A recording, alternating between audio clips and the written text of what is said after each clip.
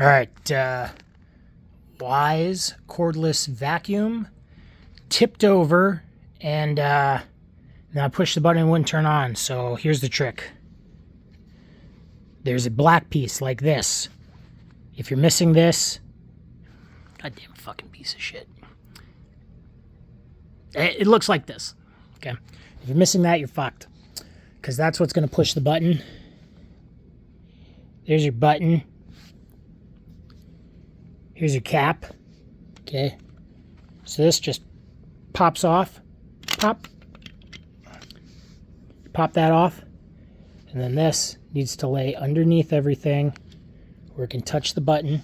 See that? So, button pushing. Then you put your cap back on. Put your cap back on. A better camera setup.